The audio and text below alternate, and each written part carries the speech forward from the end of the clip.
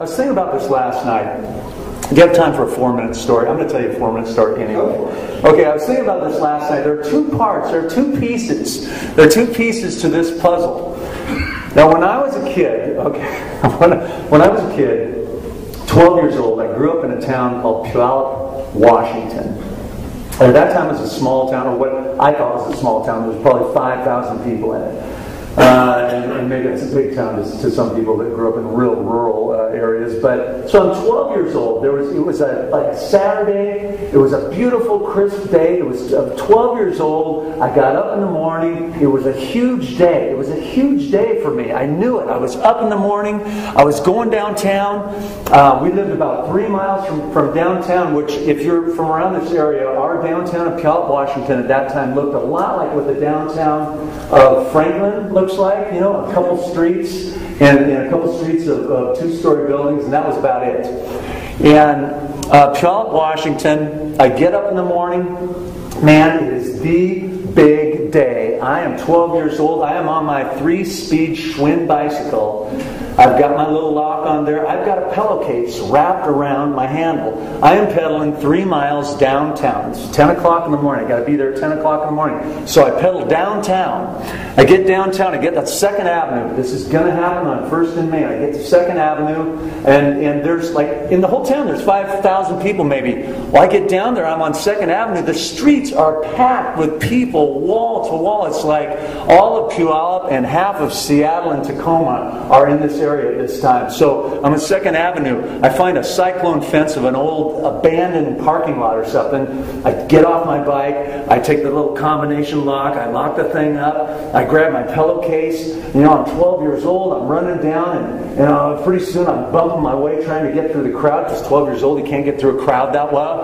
There's thousands of people all around here. So, but I've got to get to the right place. I've got to get to the I've got to get to the right place, man. I'm 1st and Main, and all of a sudden I'm there, and there are thousands of people around me, and we're waiting. We're all waiting, and all of a sudden we hear it. We hear this rumble, this kind of rumble, and then everybody looks up in the sky, and we hear the rumble. And all of a sudden, this helicopter comes over the 2-story buildings.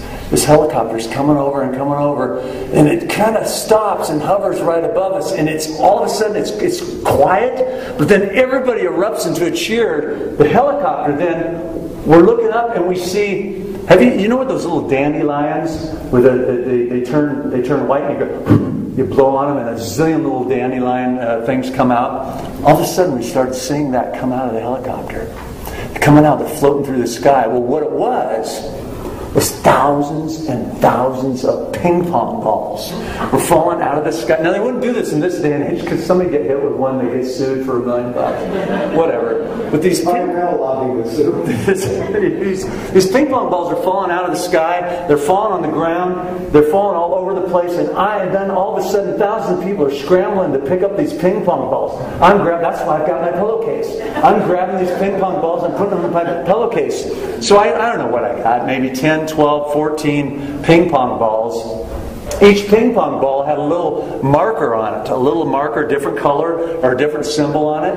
And each ping pong ball, this was a local promotion of the local stores in the small town of Puyallup. You could take these ping pong balls and you could get like amazing prizes. Like you could get like a Baby Ruth candy bar for one. You could get a Hot Wheels for another one. Some of them you could get like a Barbie outfit for, which I traded for. And So why am I telling this story? I was thinking about this last night after we had talked, and I thought, the taxi listings for me are like the ping pong balls dropping out of the sky, man. They are just falling out of the sky with prizes all over the place. They're just falling out of the sky. There are prizes all over the place waiting to be grabbed and to be picked up. But the other piece, suppose I'd stayed in bed that morning.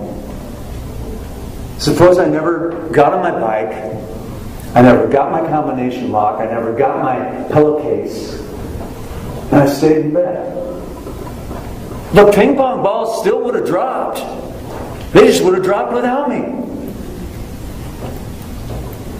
You and I have to show up.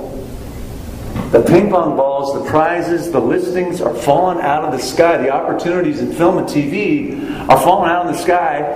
That part is done. It's happening. It's going on. But we got to show up. We got to show up.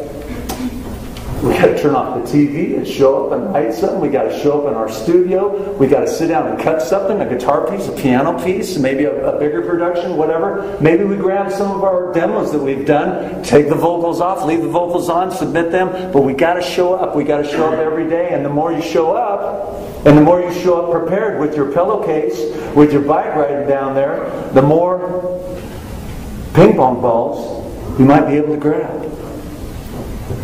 Okay, that's my little story.